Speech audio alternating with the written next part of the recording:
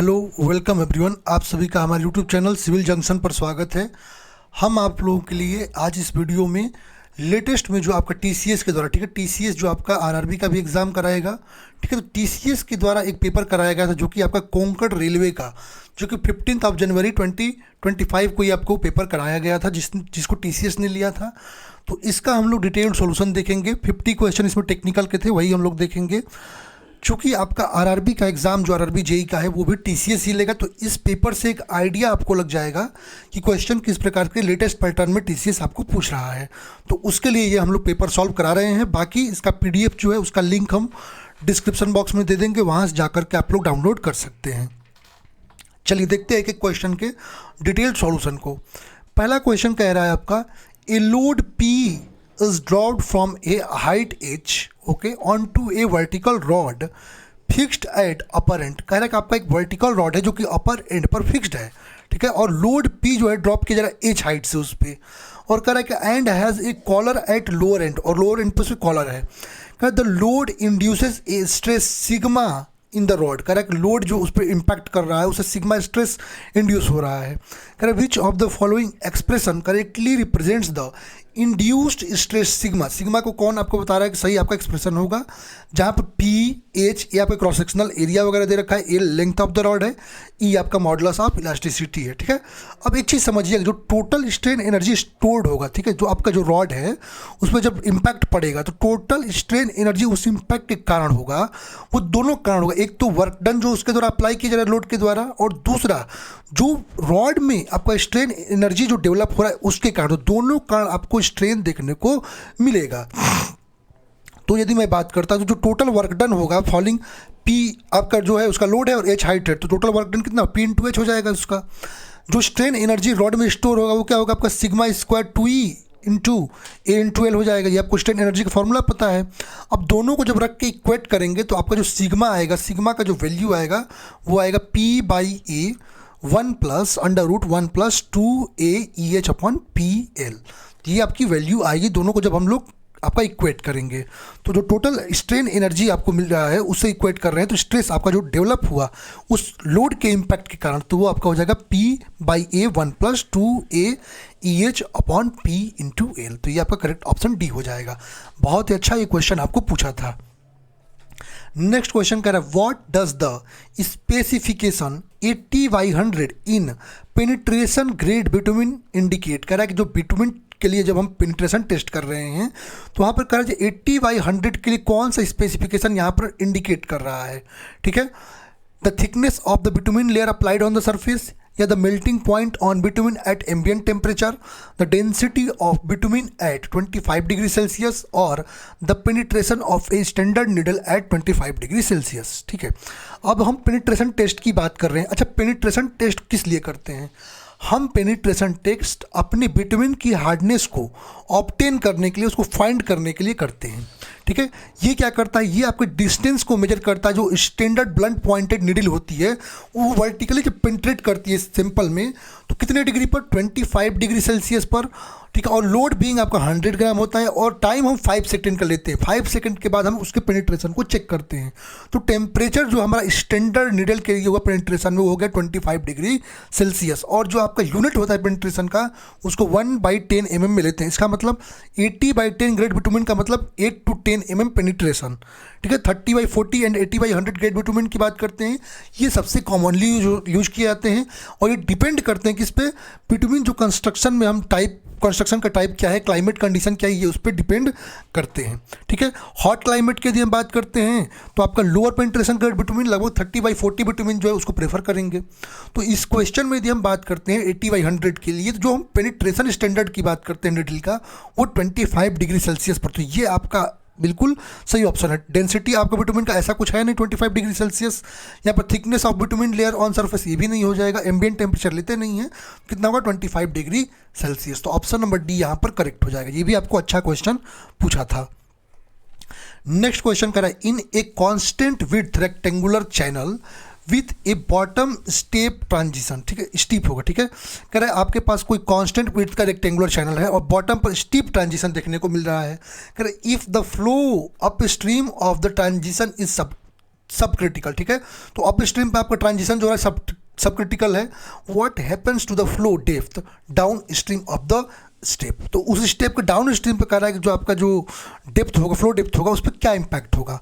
The flow depth decrease हो जाएगा, कह रहा फ्लो डेप्थ इंक्रीज हो जाएगा, कह रहा है change in flow depth can not be determine, उसको डिटरमाइन नहीं कर सकते हैं, या कह रहा है फ्लो डेप्थ रिमेन सेम, कह रहा कि सेम रहेगा। अब एक चीज़ समझिएगा, जब हमारा कोई फ्लो है सब क्रिटिकल रीजन में है तो यहाँ पर कुछ स्पेसिफिक एनर्जी होती है। अब जैसे जैसे डिस्चार्ज पर यूनिट विड्थ आपका जो है इंक्रीज करेंगे तो क्या करेगा, सेक्शन आपका रिड्यूस करेगा। अब इसके कारण डेप्थ ऑफ फ्लो जो होगा वो डिक्रीज करता चला जाएगा, ठीक है। उस समय क्या होगा, डेप्थ ऑफ फ्लो आपका डिक्रीज करेगा। इसका मतलब कि आपका जो वाटर सरफेस ड्रॉप्स करेगा डाउन स्ट्रीम सेक्शन पे, वाटर सरफेस क्या होगा, डाउन स्ट्रीम सेक्शन पे ड्रॉप हो जाएगा। यहाँ पर समझिएगा, इसमें आप लोग देख सकते हैं, जैसे यहाँ पर Q1 इक्वल टू क्या हो जाएगा, थीटा बाई B1 इसके लिए, और यहाँ पर Q2 इक्वल टू क्या हो जाएगा, थीटा बाई B2। यहाँ पर Q1 is greater than Q2, इसका मतलब ये डिस्चार्ज डायग्राम बता रहा है कि जो सब क्रिटिकल फ्लो है वहाँ पर Q इंक्रीज कर रहा है तो डेप्थ क्या हो रहा है, डेप्थ यहाँ पर डिक्रीज हो रहा है। तो ये समझने का पॉइंट है इस क्वेश्चन में। तो सही ऑप्शन क्या मिल जाएगा आपका, क्या हो जाएगा, फ्लो डेप्थ आपका डिक्रीज होगा। तो ऑप्शन नंबर ए करेक्ट। ये बहुत अच्छा कॉन्सेप्चुअल क्वेश्चन था। जितने क्वेश्चन देखने को मिले कॉन्सेप्ट पे बेसिस अभी आपको मिल रहे हैं। नेक्स्ट क्वेश्चन कह रहा है match the floor material with its suitable characteristic, कह रहा है कि यहाँ पर फ्लोर मटेरियल दे रखे हैं, उसके सूटेबल कैरेक्टरिस्टिक से आपको मैच करना है, ठीक है। कॉर्क की बात कर रहा है, पहला बात कर रहा है किसकी, कॉर्क की। अच्छा चलिए इसके बारे में एक बार देख लेते हैं, फिर आते हैं क्वेश्चन पे, ठीक है।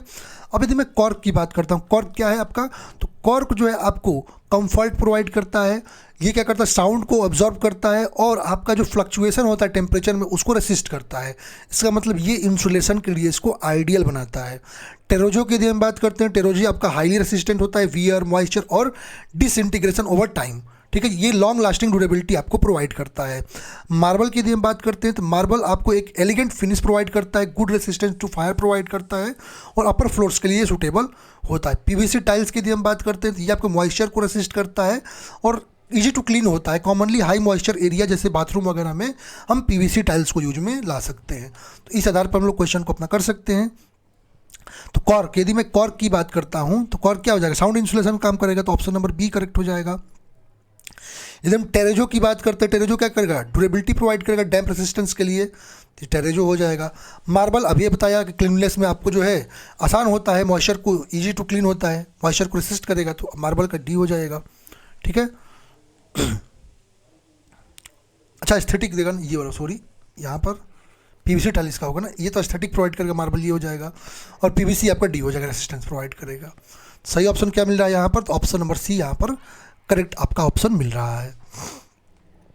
नेक्स्ट क्वेश्चन चलते हैं। कह रहा है next question, in reinforced concrete beam design what is meant by a balanced section. कह रहा है कि रेनफोर्स्ड कंक्रीट बीम डिजाइन में बैलेंस सेक्शन का क्या मतलब होता है, ठीक है। अब यदि हम बैलेंस सेक्शन की देखिए 3 प्रकार से बात करते हैं, ठीक है। हम सेक्शंस की एक बैलेंस की बात करते हैं, अंडर रेनफोर्स की बात करते हैं, और ओवर रेनफोर्स की बात करते हैं।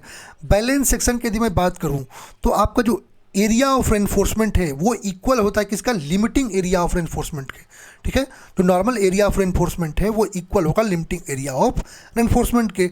और यहाँ पर इस प्रकार के सेक्शन में जो अल्टीमेट स्ट्रेंथ होगा कंक्रीट का और आपके स्टील का, जो साइमल्टेनियसली जो आपका एक पॉइंट पर अल्टीमेट पॉइंट पर पहुँचेंगे, ठीक है। और यहाँ पर एट द सेम पॉइंट आपका जो टाइम जो कंक्रीट और स्टील के फेल में होगा स्ट्रक्चर के लिए वो आपका समान आएगा, ठीक है। तो वहाँ पर जो फेल होगा वो क्रशिंग ऑफ कंक्रीट के कारण वहाँ पर अल्टीमेटली देखने को मिलेगा। ओवर रेनफोर्स सेक्शन की बात करते हैं तो ओवर रेनफोर्स सेक्शन एक ऐसा रेनफोर्स सेक्शन होता है जहाँ पर जो कंक्रीट होता है वो आपका सबसे पहले जो कंक्रीट है वो अल्टीमेट कंप्रेसिव स्ट्रेंथ को आपको प्राप्त करता है, ठीक है। यहाँ पर जो फेल्योर स्ट्रेन ऑफ कंक्रीट होगा वो आपका यील्डिंग जब स्टील में आएगा उससे पहले ये फेल्योर तक कंक्रीट पहुँच जाएगा। इसका मतलब यहाँ पर कंप्रेसिव फेल्योर आपके रेनफोर्स्ड बीम सेक्शन का देखने को मिलेगा, ठीक है। और यहाँ पर जो परसेंटेज ऑफ टेंसाइल रेनफोर्समेंट है वो मोर देन होता है अमाउंट ऑफ रेनफोर्समेंट प्रोवाइड जो हम बैलेंस सेक्शन कर रहे हैं उससे, ठीक है। और इस सेक्शन में आपको ब्रिटल फेल्योर देखने को मिलता है। और मेन डिसएडवांटेज क्या है इसका कि सडन फेल्योर आपको बिना किसी वार्निंग के देखने को मिलेगा।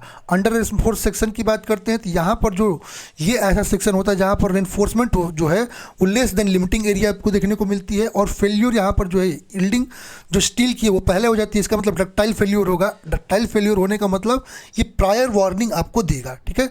फेल्योर से पहले आपको वार्निंग देगा, इसका मतलब इसको हम प्रेफर जनरल यूज में कर सकते हैं। बट ओवर रेनफोर्स को प्रेफर नहीं कर सकते हैं।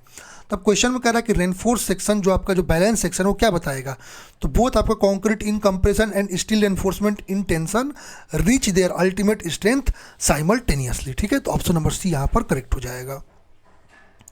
नेक्स्ट क्वेश्चन कह रहा है in 3D Max which advance rendering technique is used to simulate realistic lightning by tracing the path of light rays. कह रहा है कि लाइट रेज के पाथ को ट्रेस करके यहाँ पर कौन सा 3D मैक्स का आपका एडवांस रेंडरिंग टेक्निक बताएगा। ठीक है, तो यदि हम बात करते हैं ऑप्शन के अंदर का एम्बियंट ओक्लूजन, रेडियोसिटी, आपका फोटोन मैपिंग और आपका रे ट्रेसिंग। यदि हम रे ट्रेसिंग की बात करते हैं, ये एक प्रकार का एल्गोरिथम है जो कि बहुत ही वर्सेटाइल है।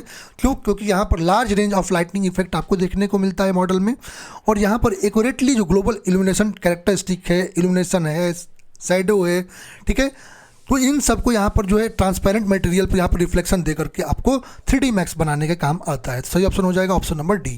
ये थोड़ा सा आपका जो है हट के ये क्वेश्चन था, लगभग आपके ऑटोकैड से रिलेटेड थोड़ा टफ लेवल का ये क्वेश्चन आपको दे रखा था। तो ऑटोकैड के क्वेश्चन भी मैंने यूट्यूब पे कराए हैं, वहाँ से आप लोग कर सकते हैं।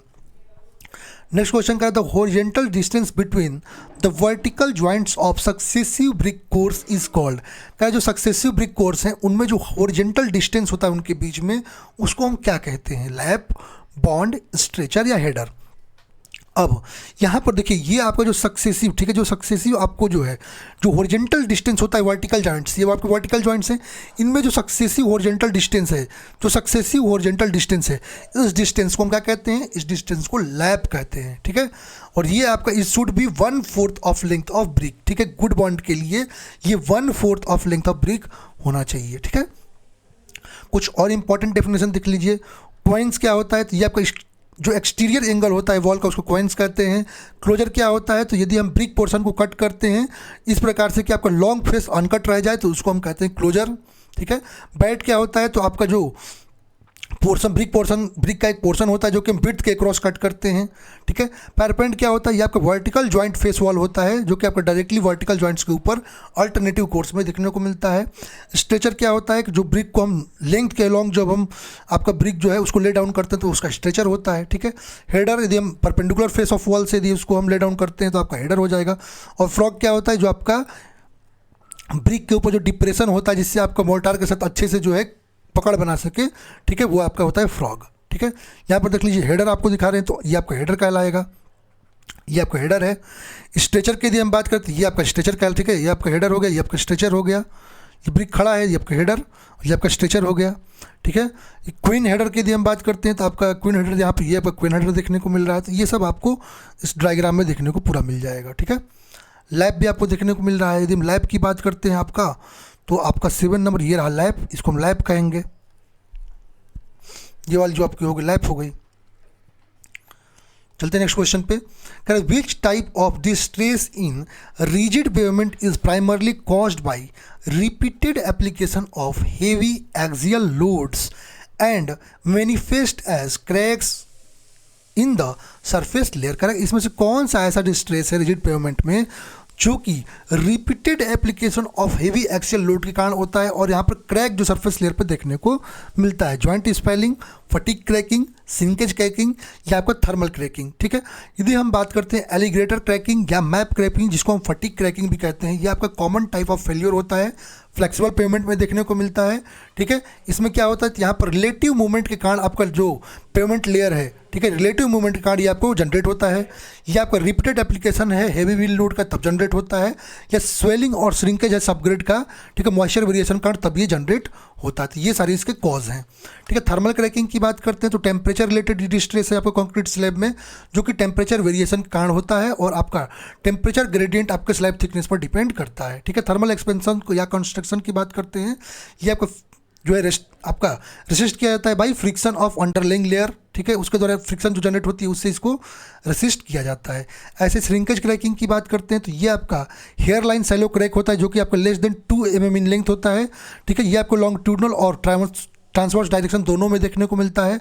और यहाँ पर कॉज ऑफ फेल्योर जो होता है इम्प्रॉपर सेटिंग, या आपका जो कंक्रीट स्लैब है उसकी प्रॉपर यदि आप क्यूरिंग नहीं कर रहे हैं उसके कारण भी होता है, या आपका जो वाटर लॉस है वो हाई इवेपोरेशन कारण हाई टेम्परेचर पे हो रहा है तो क्रैक जो कॉज होता है वो श्रिंकेज क्रैक होता है। तो ये सारे आपको बता दिया। तो जो आपका हेवी एक्सल लोड के कारण होगा वो होगा fatigue crack. Option number B यहाँ पर करेक्ट हो जाएगा। नेक्स्ट क्वेश्चन करें, in composite material what is the main role of fibres. करें कंपोजिट मटेरियल में फाइबर का मेन रोल क्या है? To protect the material from moisture, to provide stiffness and strength, या to act as a binding material for the material, या to enhance flexibility. अब यदि हम कंपोजिट मटेरियल की बात करते हैं और कंपोजिट मटेरियल में यदि हम फाइबर्स की बात करते हैं तो ये आपका प्राइमरी लोड बेयरिंग कंपोनेंट होता है जो कि सिग्निफिकेंटली आपके स्टिफनेस और मटेरियल के स्ट्रेंथ को क्या करता है? बढ़ाता है। ठीक है। और यहाँ पर जो मैट्रिक्स जैसे आपका इपॉक्सी हो गया, पॉलिस्टर हो गया, रेजिन हो गया, ये फाइबर में होते हैं और ये क्या करते हैं? ये आपको लोड को एक दूसरे के बीच में ट्रांसफ़र करते हैं जिसके कारण आपका स्टिफनेस भी इंप्रूव होता है और स्ट्रेंथ भी आपको ज़्यादा देखने को मिलता है। ठीक है। कुछ कॉमन टाइप के जो रेनफोर्समेंट फाइबर्स हैं जैसे कार्बन फाइबर, ग्लास फाइबर, आपका आर्मिड फाइबर जिसको केवलार कहते हैं। ठीक है। ये आपके मैकेनिकल प्रॉपर्टीज़ को कंपोजिट मटेरियल में इंप्रूव करते हैं। सही ऑप्शन बी हो जाएगा यहाँ पर।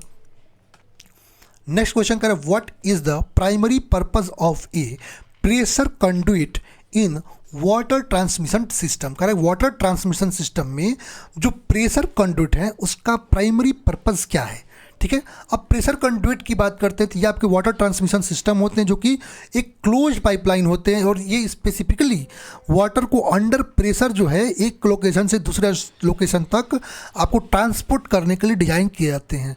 और इसका यूज हम किसके लिए करते हैं? तो वाटर सप्लाई करने के लिए, आपके वाटर को एक सिस्टम से दूसरे सिस्टम तक, रिजर्वायर से ट्रीटमेंट प्लांट तक जैसे, या डिस्ट्रीब्यूशन नेटवर्क तक आपको जो है सप्लाई करने के काम आता है, या आपका हाइड्रो पावर प्लांट से वहाँ पर चैनल के थ्रू जो है वाटर को हाई प्रेशर टरबाइन तक ले जाने में काम आता है, या आपका इरिगेशन सिस्टम में जहाँ पर आपको वाटर ट्रांसपोर्ट करके लंबी दूरी तक ले जाना है और टेरेन आपका एलिवेटेड हो तो वहाँ यूज किया जाता है। तो प्राइमरी यदि हम बात करते हैं इसका, तो प्राइमरी प्रेशर कंडुइट का पर्पस जो होता है वो क्या होता है आपका?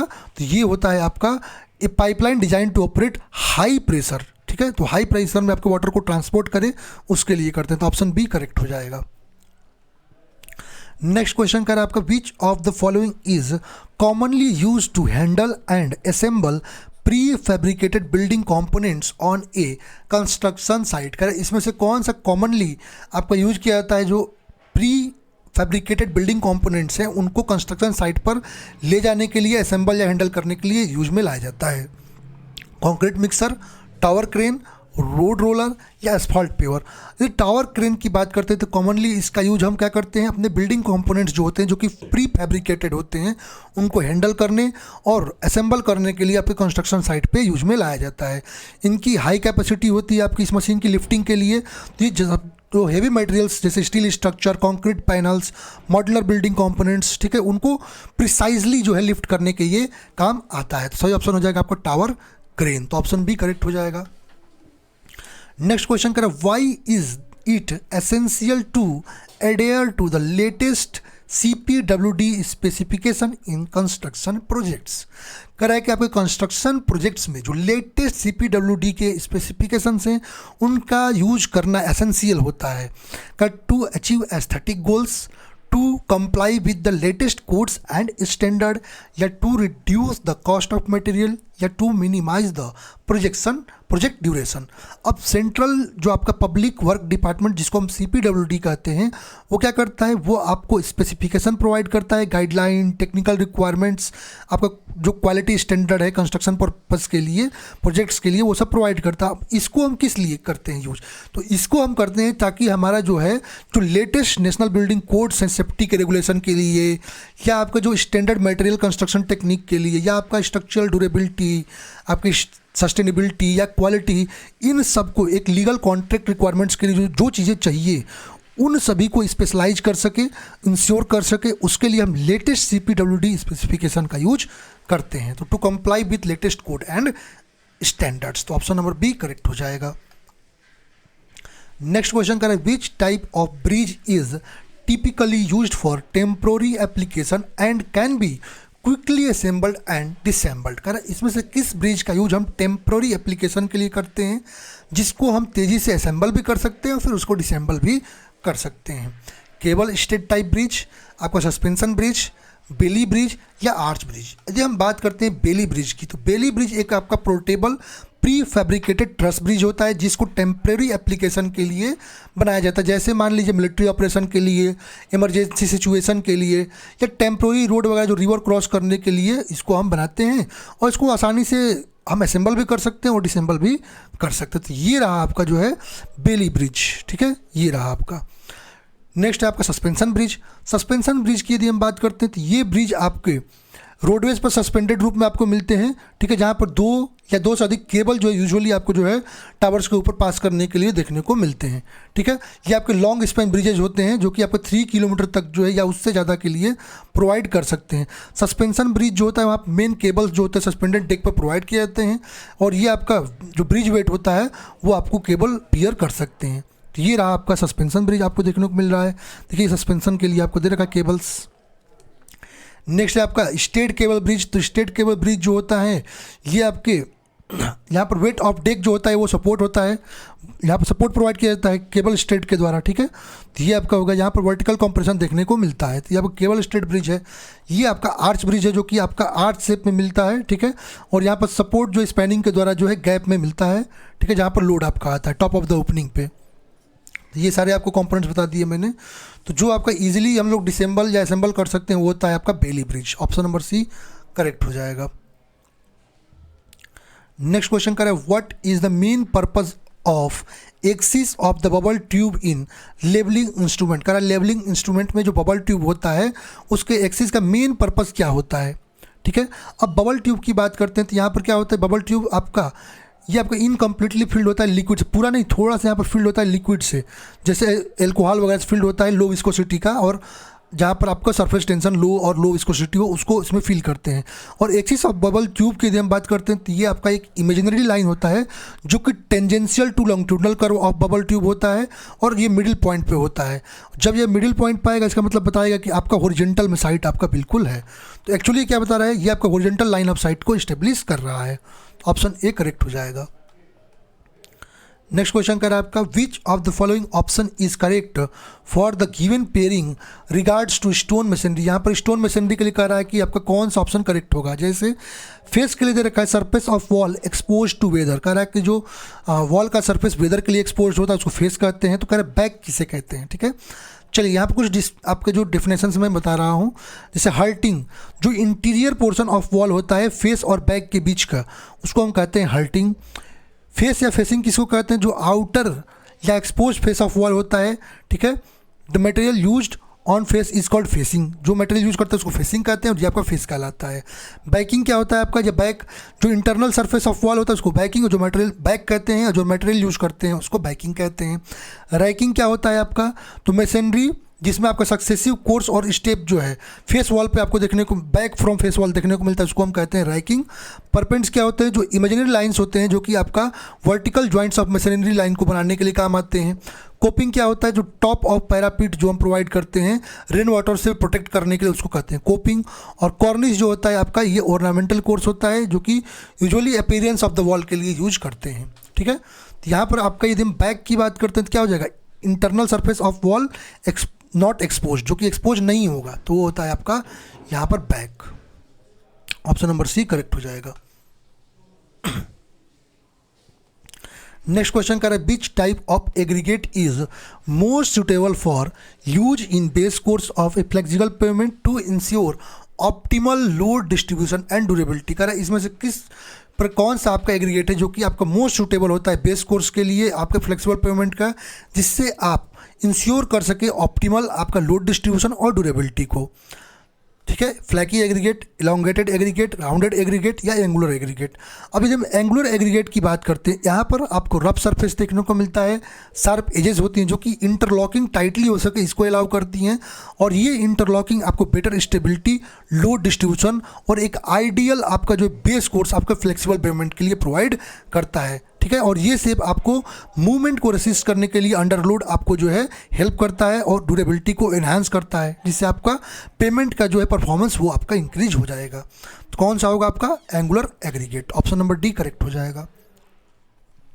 नेक्स्ट क्वेश्चन करा है in the method of section for analysing trusses what is crucial for simplifying internal force calculation in specific member. करा है कि आपका जो सेक्शन मेथड है ट्रस के एनालिसिस का, इसमें से करा है कि इसमें सबसे क्रूशल आपको इंटरनल फोर्स को कैलकुलेट करने के लिए स्पेसिफिक मेंबर का क्या होगा। कह रहा है कि ensuring truss equilibrium before cutting, correct cutting through the truss to isolate the member, या इग्नोरिंग एक्सटर्नल लोड, या analysing the whole truss first.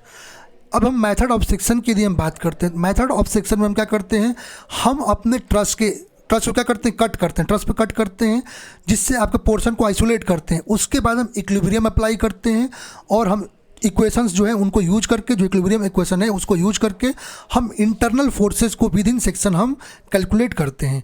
ये मेथड पर्टिकुलरली आपका हेल्पफुल होता है जब आपका मेंबर जो है लार्ज ट्रस्ट हो, ठीक है, जिससे आपका एनालिसिस हम स्पेसिफिक सेक्शन का विदाउट इंटायर ट्रस्ट को कंसिडर किए कर सकते हैं। और ये आपका मोस्ट एफिशिएंट मेथड होता है आपका जॉइंट मेथड से आपका एफिशिएंट होता है कुछ केसेस में, ठीक है। तो यहाँ पर यदि हम बात करते हैं तो क्या करते हैं, हम अपने कट करते हैं ट्रस्ट को और आइसोलेट कर देते हैं मेंबर को, फिर वहाँ पर एनालिसिस करते हैं। तो ऑप्शन बी करेक्ट हो जाएगा। नेक्स्ट क्वेश्चन करा in the Ganguillet and Kutter formula for determining Chezy's coefficient C which of the following factor does not influence the value of C. का जो कटर फार्मूला जो हम चेजिस कोफिशिएंट को determine करने के लिए यूज करते हैं, तो यहाँ पर कौन सा ऐसा फैक्टर है जो चेजिस कांस्टेंट जो है सी को इन्फ्लुएंस नहीं करेगा, ठीक है। चलिए यदि हम गॉन्गलेट्स एंड कटर फार्मूला की बात करते हैं तो उससे जो चेजिस कांस्टेंट आता है C equal to 23 plus 0.00155 upon S plus 1/n upon 1 plus 23 plus 0.00155 upon S upon n by root R होता है, जहाँ पर c चेजी कांस्टेंट है, s आपका स्लोप है, r आपका हाइड्रोलिक रेडियस है, n कटर कोफिशिएंट है, ठीक है। इसका मतलब एक चीज़ देखिए, जो चैनल बिड्थ यहाँ पर कहीं नहीं आ रहा है, इसका मतलब चैनल बिड्थ जो है डायरेक्टली जो है आपके चेजी कांस्टेंट के वैल्यू को इफेक्ट नहीं करेगा। सही ऑप्शन क्या हो जाएगा यहाँ पर, channel width, option C correct हो जाएगा। नेक्स्ट क्वेश्चन कर रहा है in the sedimentation process of water treatment what is the primary function of tube settler. कह रहा है जो वाटर ट्रीटमेंट का सेडिमेंटेशन प्रोसेस है उसमें जो ट्यूब सेटलर होता है उसका प्राइमरी फंक्शन क्या होता है। एक्चुअली हम जब ट्यूब सेटलर की बात करते हैं तो ये डिज़ाइन करते हैं किसके लिए, जो effective settling area sedimentation tank में उसको इंक्रीज़ करने के लिए। और ये क्या करता है, जो सेडिमेंटेशन प्रोसेस है उसकी एफिशिएंसी को इम्प्रूव करता है, ठीक है। क्योंकि आपको क्या करेगा, ये आपका लार्ज सरफेस एरिया आपको पार्टिकल को प्रोवाइड करेगा जिसमें सेटल होने में हेल्प करेगा। ट्यूब सेटलर क्या करेंगे, ये आपको इसके हेल्प से हम सस्पेंडेड सॉलिड मटेरियल्स को वाटर से शॉर्टर पीरियड में हम रिमूव कर सकते हैं, जिससे ओवरऑल जो एफिशिएंसी होगी सेडिमेंटेशन प्रोसेस की वो आपकी इंक्रीज हो जाएगी।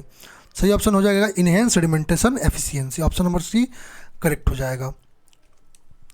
नेक्स्ट क्वेश्चन करें in the context of rate analysis what does the term outer work refer. Outer work जो है इसका क्या मतलब होता है, तो आउटर वर्क की यदि हम बात करते हैं रेट एनालिसिस के आपके कॉन्टेक्स्ट में, तो ये बताता है आपको लेबर जो होते हैं उनका अमाउंट ऑफ वर्क बताता है, ठीक है, या ग्रुप ऑफ लेबर जो है किसी वर्क कंप्लीट करने पे गिवन टाइम में, ठीक है, उनका जो अमाउंट ऑफ वर्क वो क्या रहा है वो बताता है, जिससे हम लेबर का आउटपुट को जान सकते हैं, ठीक है। सही ऑप्शन सी हो जाएगा लेबर आउटपुट। नेक्स्ट क्वेश्चन कर रहा है which is the most efficient economical and straightforward method for urgently repairing small और non structural crack in building. करें इनमें से कौन सा आपका मोस्ट इफेक्टिव इकोनॉमिकल और स्ट्रेट फॉरवर्ड मेथड है अर्जेंटली आपको रिपेयर करने के लिए स्मॉल और नॉन स्ट्रक्चरल क्रैक आपके बिल्डिंग में। तो यदि हम बात करते हैं जो आपके नॉन स्ट्रक्चरल क्रैक जो होते हैं उनको मोस्ट इफेक्टिवली इकोनॉमिकली और स्ट्रेट फॉरवर्डली हम यदि उसको कंस्ट्रक्ट कर देना चाहते हैं, रिपेयर करना चाहते हैं, तो उसके लिए हम सीमेंट सैंड मोर्टार मिक्स जो है उसका यूज करेंगे, उसको फील करेंगे। तो ऑप्शन नंबर सी करेक्ट हो जाएगा। नेक्स्ट क्वेश्चन करा आपका match the types of doors with their correct description. जहाँ पर टाइप ऑफ डोर है उसको करेक्ट आपके डिस्क्रिप्शन से मैच करना। चलिए एक बार देख लेते हैं। पहले यदि हम फ्लश डोर की बात करते हैं, पहला, ठीक है, फ्लश डोर जो है कम्प्लीटली वहाँ पर स्मूथ सरफेस देखने को मिलेगा, जो कि आपके प्लाईवुड या ब्लैकबोर्ड जो है उसको लाइट टिम्बर फ्रेम पर हम लोग क्या करते हैं, प्रेस करके उसको सैंडविच करके बनाते हैं, ठीक है। और होलो पार्ट जो होता है वो डोर में वो फिक्स किया जाता है आपका हार्डवुड के द्वारा, ठीक है। ये आपका जो है विनिट्स के द्वारा बनाए जाते हैं। यहाँ पर देख सकते हैं ये आपका फ्लश डोर हो गया, जो कि आपका स्टैंडर्ड मैन्युफैक्चरिंग होती है, थिकनेस 25, 30, 35 या 40 mm तक, ठीक है। इस हम स्लाइडिंग डोर की बात करते हैं तो ये डोर जो होते हैं यहाँ पर जो स्लाइड करते हैं, स्लाइड करके शटर इसका जो है आपका गाइड रेल से रनर के हेल्प से आपको स्लाइड करके बंद होता है, ठीक है। ऐसे ही हम फ्रेम पैनल डोर की बात करते हैं तो ये आपका ऑलमोस्ट सारे बिल्डिंग में यूज़ किया जाता है। यहाँ पर जो वर्टिकल आपको जो फ्रेमवर्क होता है मेंबर में, जिसको स्टाइल कहते हैं, और जेंटल मेंबर को हम रेल कहते हैं, उसके द्वारा बना होता है। यहाँ पर पैनल जो है टिम्बर या प्लाईवुड का हम प्रोवाइड करते हैं, ठीक है।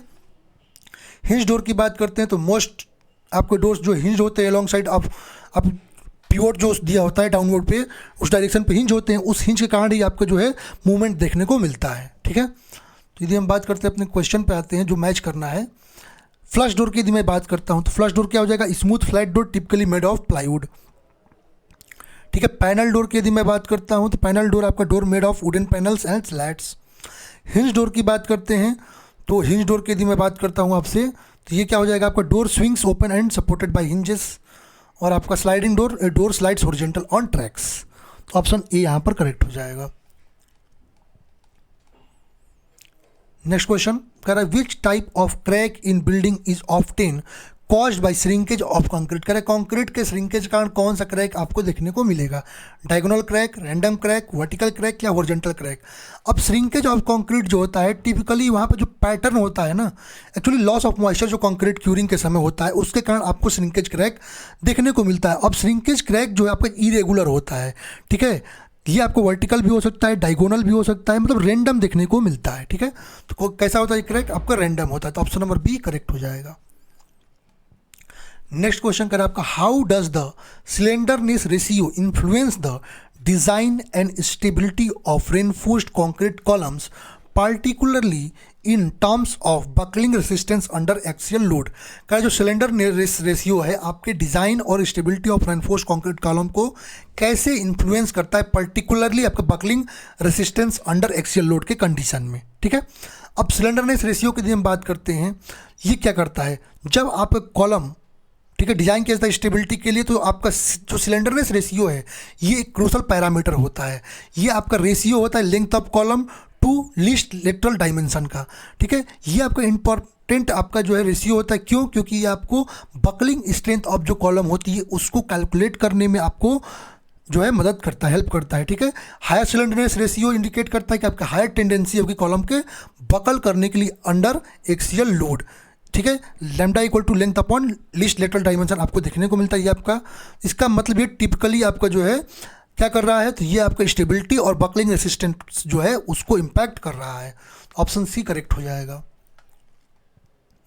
नेक्स्ट क्वेश्चन कर आपका which type of roof truss is preferred for large industrial building due to its strength, span and ease of construction.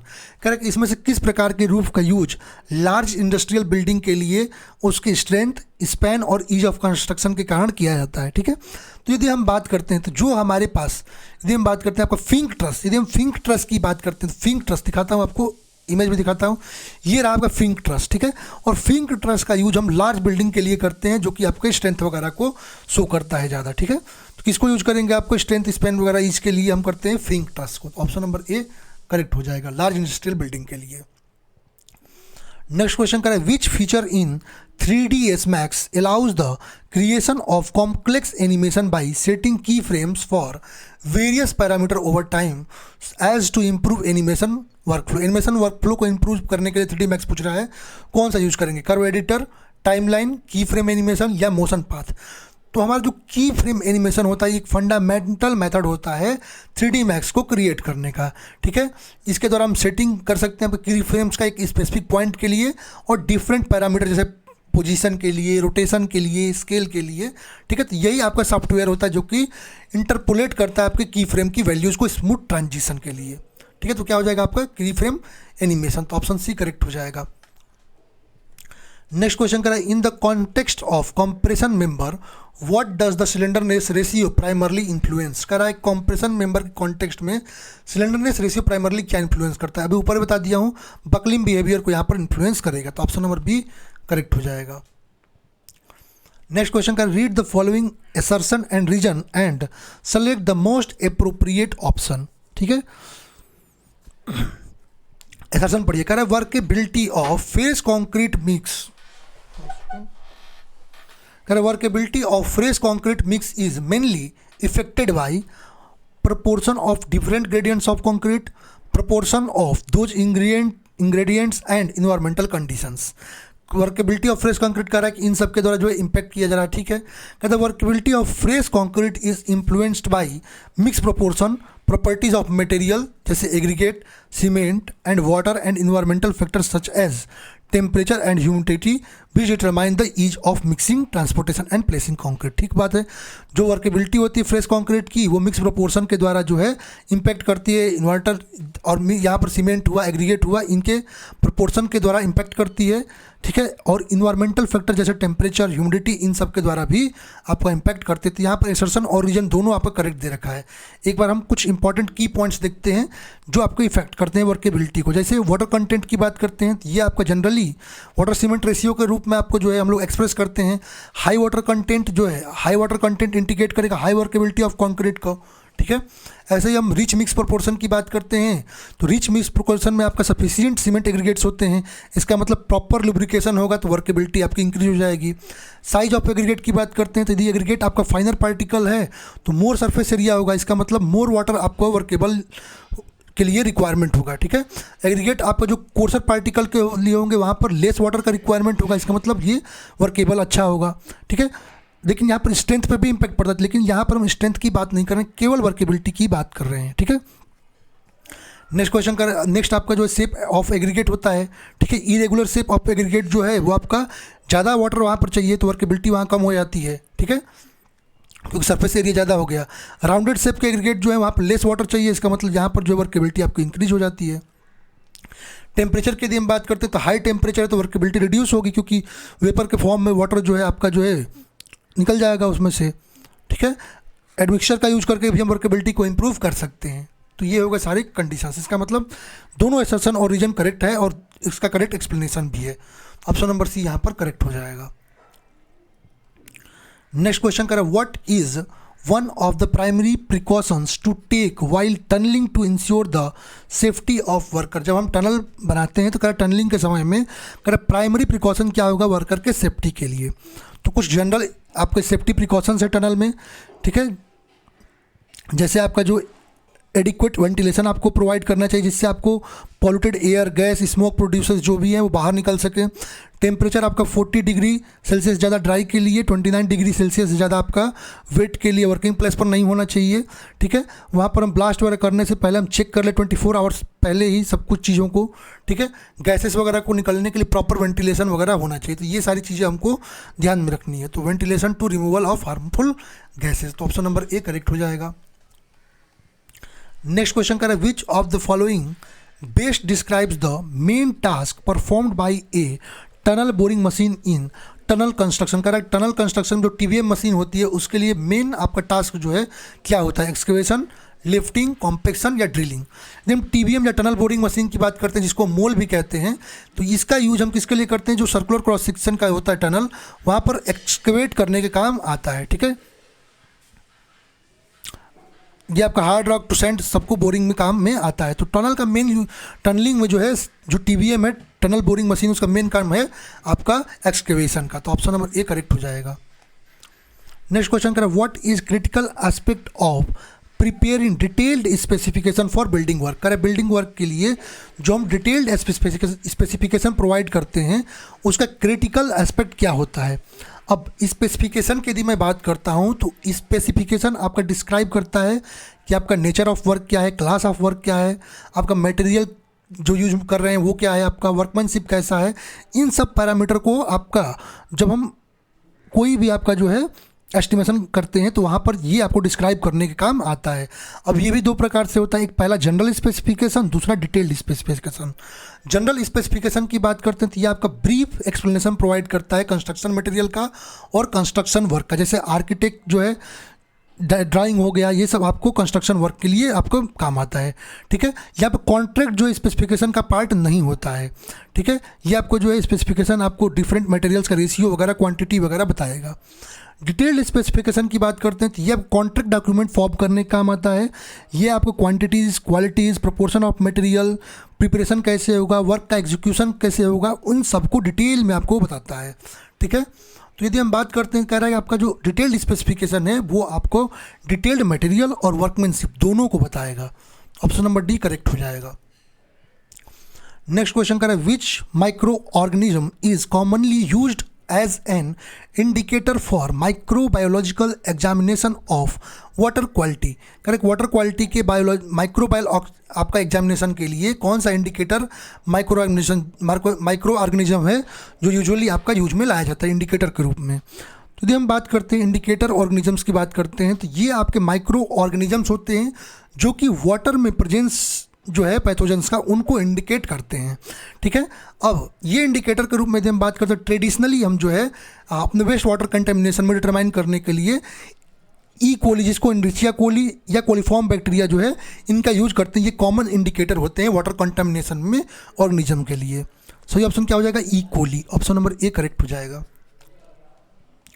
Next question कह रहा है आपका when analyzing continuous beam with sinking support using the moment distribution method which adjustment is necessary. कह रहा है continuous beam का sinking support जो है दे रखा है, तो मोमेंट डिस्ट्रीब्यूशन मेथड में सबसे ज़्यादा एडजस्टमेंट जो होता है वो कौन सा होता है? एक्चुअली जब हम बात कर रहे हैं कॉन्टिन्यूअस बीम के लिए, ठीक है, जहाँ पर सिंकिंग सपोर्ट दे रखा है, यहाँ पर देख सकते हैं सिंकिंग सपोर्ट दे रखे हैं, तो जब मूवमेंट डिस्ट्रीब्यूशन मेथड की बात करते हैं तो सबसे ज़्यादा एडजस्टमेंट के लिए हम बात करते हैं वो होता है मूवमेंट के रीडिस्ट्रीब्यूशन का। कैसे मूवमेंट को रीडिस्ट्रीब्यूट, देखिए यहाँ पे मूवमेंट को हम लोग रीडिस्ट्रीब्यूट करके हम लोग अपना जो है आपका मूवमेंट फाइंड कर रहे हैं। ठीक है, तो यहाँ पर सही ऑप्शन, यहाँ पर विदाउट सिंक है, लेकिन यहाँ पर सिंक के लिए हम लोग क्या कर रहे हैं, यहाँ पर जो है मूवमेंट का डिस्ट्रीब्यूशन फाइंड कर रहे हैं। ठीक है, तो यहाँ पर सही ऑप्शन क्या हो जाएगा आपका? Redistribution of movement. Next question कर रहा है select the option that correctly completes the analogy based on the types of pointing used in masonry construction. तो यहाँ पर कंस्ट्रक्शन, मेसनरी कंस्ट्रक्शन के लिए कुछ एनालॉजी यूज हुआ है पॉइंटिंग के लिए, उसका आपको बताना है। जैसे फ्लश पॉइंटिंग का दे रहा है label with the face of brick work, तो कह रहा है कि रेक्ट पॉइंटिंग के लिए क्या होगा। चलिए कुछ डिफरेंट टाइप ऑफ पॉइंटिंग को देखते हैं और उसके यूज को देखते हैं। फ्लश पॉइंटिंग की बात करते हैं तो ये आपका ब्रिक वर्क और स्टोन मशीनरी के लिए, फेस वर्क के लिए होता है। रिसेस्ड पॉइंटिंग की बात करते हैं तो ये आपका जो ब्रिक वर्क होता है वहाँ पर बेटर टेक्सचर और बेटर क्वालिटी ऑफ मोर्टार के लिए सूटेबल होता है। ठीक है, ग्रुप पॉइंटिंग की बात करते हैं तो आपका वॉल के अपीयरेंस को इम्प्रूव करने के लिए काम आता है। टक पॉइंटिंग के यदि हम बात करते हैं तो ये अट्रैक्टिव अपीयरेंस के लिए यूज होता है। स्टक पॉइंटिंग की बात करते हैं तो ये आपका ब्रिक वर्क पर्टिकुलरली आपके फिनिशिंग ओरिजेंटल जॉइंट्स के लिए यूज करते हैं। और रेक्ड पॉइंटिंग की बात करते हैं तो ये आपका इन्वॉल्व होता है जो मोटार हम स्लाइटली रिसेस करते हैं अपने ब्रिक वर्क के ऊपर, जो फेस होता है उसके ऊपर। ठीक है, जिससे आपका डिस्टिंक्टिव ग्रूव अपना इंडिकेट कर सकते हैं। सही ऑप्शन क्या हो जाएगा यहाँ पर? Slightly richest from the face of brick work, तो ये आपका सही ऑप्शन हो जाएगा। चलते हैं नेक्स्ट क्वेश्चन पे। Which type of truss is commonly used for shorter span due to simplicity. कह रहा है शॉर्ट स्पैम के लिए अपने सिंप्लिसिटी कारण हम किसको यूज करते हैं? तो किंग पोस्टरस की यदि हम बात करते हैं तो यहाँ पर जो लेंथ का रेंज होता है 5 to 8 मीटर होता है और इसको हम जो है स्मॉल स्पैन रूप्स और ब्रिजेस के लिए यूज में लाते हैं। ठीक है, ऐसे क्वीन पोस्टरस की बात करते हैं तो यहाँ पर स्पैन लेंथ आपका 8 to 12 मीटर होता है। प्रेग ट्रस की यदि हम बात करते हैं तो यहाँ पर स्पैन लेंथ आपका 6 to 10 मीटर होता है। होप ट्रस की बात करते हैं तो यहाँ पर स्पैन लेंथ आपका 6 to 30 मीटर होता है। यहाँ पर सही ऑप्शन क्या हो जाएगा? King post truss. तो ऑप्शन नंबर बी करेक्ट हो जाएगा। नेक्स्ट क्वेश्चन कर रहा है which of the following is a structural requirement for bond connection in machinery. कह रहा है मशीनरी में बॉन्ड कनेक्शन के लिए यहाँ पर कौन सा स्ट्रक्चरल रिक्वायरमेंट होता है? ठीक है, they should resist differential settlement. सही बात है, जब स्ट्रक्चरल रिक्वायरमेंट्स में जब बॉन्ड कनेक्शन की बात करते हैं तो मेन फोकस क्या होता है? स्टेबिलिटी और इंटीग्रिटी जो होती है स्ट्रक्चर की उसको जो है इंश्योर करना सबसे इंपॉर्टेंट ये होता है। इसका मतलब हम जो डिफरेंशियल सेटलमेंट है उसको हम अपने बॉन्ड कनेक्शन में रेसिस्ट कर सकें जिससे आपको क्रैकिंग वगैरह देखने को ना मिले। तो ये ऑप्शन यहाँ पर करेक्ट हो जाएगा।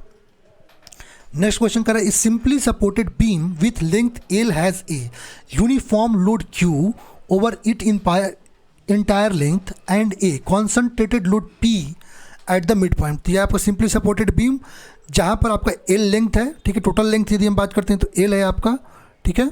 और कह रहा है आपका जो है यूनिफॉर्म लोड जो है क्यू का यूनिफॉर्म लोड पूरा इंटायर स्पैन पे है, और कॉन्सेंट्रेटेड लोड पी जो है मिड स्पैन पे है। कह रहा है using the method of superposition the deflection at the mid point of the beam due to combined loading कारण आपको डिफ्लेक्शन बताना है, ठीक है। चलिए हम पहले इसको निकाल लेते पॉइंट लोड के कारण, ठीक है। तो मिड पॉइंट पर यदि आपका जो पॉइंट लोड लग रहा है तो वहाँ maximum deflection P L cube upon 48 ई आई आ जाएगा, ठीक है। यदि हम बात करते हैं तो आपका जो इंटायर डिस्ट्रीब्यूटेड लोड है उसके कारण जो मैक्सिमम डिफ्लेक्शन आएगा 5 क्यू एल पे पावर 4 अपन 384 ई आई, दोनों को ऐड कर देंगे तो आपका आ जाएगा टोटल डिफ्लेक्शन। तो यहाँ पर करेक्ट ऑप्शन क्या मिल जाएगा आपका, सी हो जाएगा करेक्ट ऑप्शन।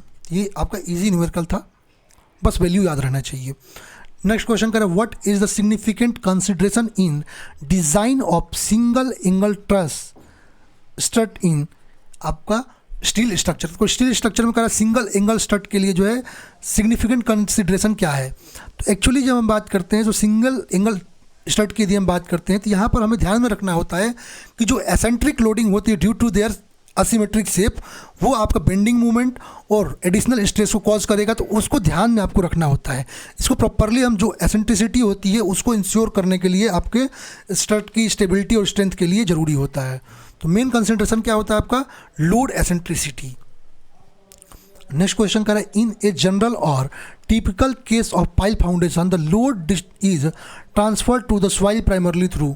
कह रहा है कि आपका जनरल टिपिकल केस जो पाइल फाउंडेशन का होता है उसमें कह रहा है जो लोड ट्रांसफर होता है सॉइल का वो किसके थ्रू होता है, only screen friction, neither screen friction nor bearing, both screen friction and and bearing, या ओनली एंड बियरिंग। यदि हम एक्सियल लोड की बात करते हैं आपका पाइल पर वो ट्रांसमिट होता है थ्रू आउट द सॉइल, और वहाँ पर स्क्रीन फ्रिक्शन भी देखने को मिलता है और एंड बियरिंग जो है फ्रिक्शन भी आपको देखने को मिलता है। तो दोनों मिलता है, तो ऑप्शन नंबर सी करेक्ट हो जाएगा। नेक्स्ट क्वेश्चन कर रहा है, which method of finding the mean precipitation is most suitable for a region with highly variable rainfall and few measurement station. कह रहा है कि यदि कहीं पर आपका हाईली वेरिएबल रेनफॉल है और फ्यू मेजरमेंट स्टेशन है तो कौन सा प्रिसिपिटेशन का मेथड जो है मेजरमेंट का आपका करेक्ट हो जाएगा। तो यहाँ पर जब प्रिसिपिटेशन किसी कैचमेंट एरिया में जो एवरेज रेनफॉल है प्रिसिपिटेशन है उसको मेजर करने के लिए आपके मेथड है, जैसे अर्थमेटिकल मीन मेथड है, थिजन पॉलीगन मेथड है, आइसोहेटल मेथड है, ठीक है। अर्थमेटिकल मीन मेथड जो है आपका रेयरली यूज करने वाला मेथड है, ठीक है। आपका थिजन पॉलीगन मेथड की बात करते हैं तो ये आपका सुपीरियर होता है अर्थमेटिकल एवरेज मेथड से, ठीक है। यदि बट आइसोहेटल मेथड की बात करते हैं तो ये ऊपर दोनों मेथड से सबसे अच्छा आपका बेस्ट मेथड होता है आपके प्रिसिपिटेशन को मेजर करने का। सही ऑप्शन सी हो जाएगा। चलते हैं नेक्स्ट क्वेश्चन पे। कह रहा है, which of the following mortar type is typically best suited for repairing crack and bonding tiles due to its long adhesive properties. कह रहा है अपने लॉन्ग एडेसिव प्रॉपर्टी होने के कारण यहाँ पर कौन सा मोर्टार टाइप है जो टिपिकली सूटेड होता है क्रैक को रिपेयर करने के लिए और बॉन्डिंग टाइल्स के लिए, ठीक है। तो यदि हम बात करते हैं जो हमारा इपॉक्सी मोर्टार होता है वो एक्सलेंट एडेसिव स्ट्रेंथ, ड्यूरेबिलिटी और रेसिस्टेंस रखता है, केमिकल होता है। इपॉक्सी इंजेक्शन जो है उसका यूज हम किसके लिए करते हैं, क्रैक्स को फिल करने के लिए जो कि आपके नैरो होते हैं 0.5 मिलीमीटर तक, तो उनके लिए आपका सही होता है। ऑप्शन नंबर सी करेक्ट हो जाएगा। नेक्स्ट क्वेश्चन करें, विच of the following statements about lintel is correct. Correct lintel के लिए कौन सा स्टेटमेंट करेक्ट है। अब लिंटल के दिन बात करता हूँ तो ये क्या होता है आपका हॉरिजॉन्टल मेंबर होता है जो कि ओपनिंग के ऊपर जैसे डोर विंडोज़ के ऊपर लगाया जाता है, जो क्या करता है वहाँ पर आने वाले लोड को सुपर स्ट्रक्चर को जो है उसको जो है बियर करता है। और ये आपका डिफरेंट वेराइटी ऑफ मटेरियल जैसे आपका वुड का ही बन सकता है, स्टील का ही बन सकता है, रेनफोर्स कॉन्क्रीट का भी बन सकता है। तो ऑप्शन डी आपका करेक्ट हो जाएगा। Lintels can be made from variety of material including wood, steel and reinforced concrete. Next question करें, what is the primary purpose of perspective drawing in architectural graphic. करें आर्किटेक्चरल ग्राफिक में जो perspective drawing होता है उसका primary purpose क्या होता है। तो यदि हम आर्किटेक्चरल ड्राइंग में बात करते हैं पर्सपेक्टिव की, तो ये रिप्रेजेंट करता है कि आपका 3 डायमेंशनल ऑब्जेक्ट को, ठीक है, जिससे हम क्या कर सकते हैं आपका डेप्थ जो है, जो आपका डेप्थ ऑफ ऑब्जेक्ट है उसको हम लोग जान सकते हैं। तो क्या हो जाएगा यहाँ पर, illustrate visual depth. Next question करा, according to parallel axis theorem if the moment of inertia of a plane area about its axis passing through its center of gravity CG is represented by IG, okay, CG से गुजर रहा है तो IG से represent कर रहे हैं, then the moment of inertia of the given plane area about the parallel axis AB, the plane area at a distance from the CG area is given by H यहाँ पर दे रखा है, ठीक है। तो यदि हमारा ये डिस्टेंस एच दे रखा है, ठीक है, तो हमारे सी जी से हम जो बात कर रहे हैं तो आई ए भी जो आएगा वो क्या हो जाएगा आई जी प्लस ए एच स्क्वायर, ठीक है। जहाँ पर ए क्या है एरिया ऑफ क्रॉस सेक्शन है, आई जी आपका मोमेंट ऑफ इनर्सिया होगा, ठीक है, जो एक्सिस पास कर रहा है सी जी के थ्रू उसके अबाउट, और एच आपका क्या है distance between C G and parallel axis. सही ऑप्शन क्या हो जाएगा ऑप्शन नंबर यहाँ पर सी करेक्ट हो जाएगा। नेक्स्ट क्वेश्चन करा है when the knotting typically applied in the painting process for walls. अच्छा, नॉटिंग करा हम कब आपके पेंटिंग प्रोसेस ऑफ वॉल में प्रोवाइड करते हैं, ठीक है। तो यदि हम बात करते हैं जब प्राइमरी यदि हम बात करते हैं पेंट्स जो होते हैं उनका अप्लाई मल्टीपल लेयर्स में करते हैं, जिसमें आपका पहला प्राइमर होता है, दूसरा इंटरमीडिएट कॉस्ट होता है और तीसरा आपका फिनिश्ड कोट होता है। प्राइमर की यदि हम बात करते हैं प्राइमर आपका फर्स्ट कोट होता है पेंट का, जो कि डायरेक्टली हम सरफेस पे अप्लाई करते हैं।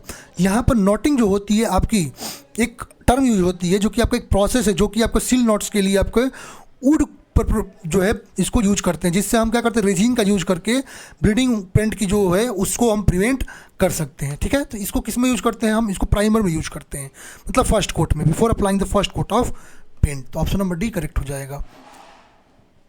नेक्स्ट क्वेश्चन करा है in a coplanar collinear force system which of the following statement is not true. कह रहा है कोप्लेनर कोलिनियर सिस्टम के लिए कौन सा ट्रू नहीं है, ठीक है।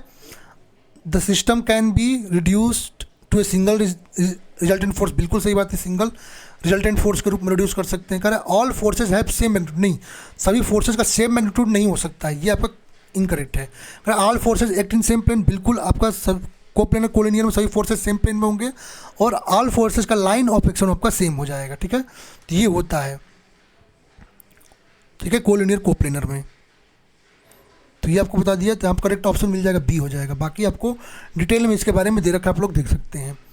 नेक्स्ट क्वेश्चन कह रहा है which of the following statements accurately describe the function of accelerator. कह रहा है इसमें से एक्सेलरेटर के फंक्शन को कौन सा क्लियर बता रहा है। कह रहा है accelerators are only use for vertical upward movement in commercial building.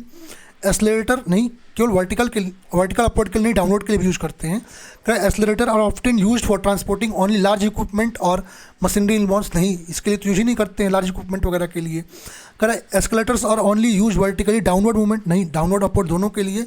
Escalator steps moves in continuous loop powered by an electric motor. तो ये आपका ऑप्शन सही, इलेक्ट्रिक मोटर से पावर होता है। नेक्स्ट क्वेश्चन करा विच of the following is a primary component of run of. करा run of का प्राइमरी कंपोनेंट क्या होता है, डायरेक्ट प्रेसिपिटेशन, बिल्कुल रन ऑफ का प्राइमरी कंपोनेंट आपका डायरेक्ट प्रेसिपिटेशन होता है, क्योंकि यही जब ओवर होता है तो रन ऑफ के रूप में आपको वाटर जो है आपको सरफेस पर दिखता है। तो आपका सही ऑप्शन ए हो जाएगा। नेक्स्ट क्वेश्चन करा विच type of electromagnetic radiation is most commonly used in remote sensing. तो रिमोट सेंसिंग की यदि हम बात करते हैं तो वहाँ पर हम लोग इंफ्रारेड रेडिएशन जो है उसका यूज करते हैं। सही ऑप्शन हो जाएगा ऑप्शन नंबर बी। और हमारा लास्ट क्वेश्चन कर रहा है which factor is most crucial in determining the structural capability of a flexible movement over it's design life. कह रहा है कि आपका जो फ्लेक्सिबल पेमेंट का हम डिज़ाइन करते हैं तो कह रहा है कि सबसे इंपॉर्टेंट स्ट्रक्चरल कैपेसिटी जो होती है क्या होती है। एक्चुअली जब हम ट्रैफिक लोडिंग की बात करते हैं ये मेन फैक्टर होता है आपके स्ट्रक्चरल कैपेसिटी को जानने के लिए, आपके फ्लेक्सिबल पेमेंट के लिए, उसके पूरे डिज़ाइन लाइफ तक इसको हम लोग कंसिडर करके ही आपका जो है कंस्ट्रक्ट करते हैं। तो सही ऑप्शन ट्रैफिक लोडिंग हो जाएगा ऑप्शन नंबर डी। तो इस प्रकार से इस पेपर का हम लोगों ने डिटेल में सॉल्यूशन देखा है। ये आपको टीसीएस के द्वारा लेटेस्ट जो है कराया गया पेपर था। तो आई होप ये आगे आने वाले आपके आरआरबी जेईई के एग्जामिनेशन में आपको एक पैटर्न पता चल सके कि क्वेश्चन किस प्रकार के पूछे जाने वाले हैं। तो यदि ये वीडियो आप लोग के लिए हेल्पफुल रही हो तो वीडियो को आप लोग लाइक कीजिएगा, शेयर कीजिएगा जितना हो सके, और यदि चैनल पर नए हैं चैनल को सब्सक्राइब कीजिए। कोई भी आप लोग को जानकारी चाहिए तो आप लोग कमेंट बॉक्स में कमेंट कीजिएगा। इसका पीडीएफ का लिंक मैं डिस्क्रिप्शन बॉक्स में दे दूंगा, वहाँ से डाउनलोड कर सकते हैं। Thank you everyone.